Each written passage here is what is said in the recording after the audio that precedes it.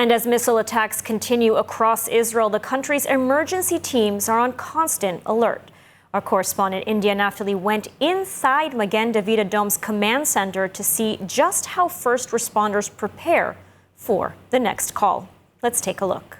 Right now, we are in the underground command center of Israel's National Emergency Service, Magen David Adom.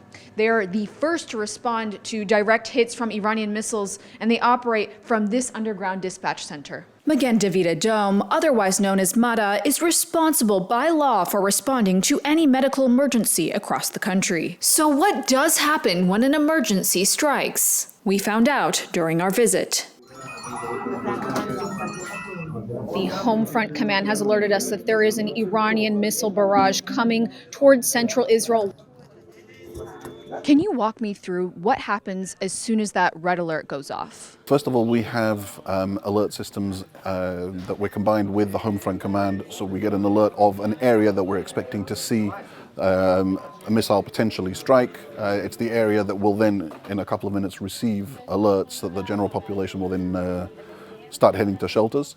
What we'll see on the maps, we can't show you on the actual maps at the moment for security reasons, but we'll have an indication of where we're likely to see something happen. So we can start sending teams to the scene even before we've started receiving emergency calls. On this occasion, there were no direct hits and no injuries from the incoming Iranian missiles. But in the past, MDA has responded to major disasters. Right here is an intensive care bus. There are 7 beds in it in the case of a severe emergency. In June of last year, during Israel's last war with Iran, the Soroka hospital in southern Israel was struck by an Iranian missile. More than 80 people were injured and over 100 patients had to be evacuated. These buses here were used to evacuate larger numbers of wounded from Soroka hospital, whereas a regular ambulance can maybe only take one at a time. MDA also holds Israel's national blood supply for both civilians and the IDF. It is stored here in a highly fortified bunker. Since the war began, the blood bank has been moved even further underground to keep it safe. But what is remarkable about this entire operation is that it is almost entirely funded by donations. And for now, during this war, MDA teams remain on standby, ready to respond to any incoming attack or emergency that may come.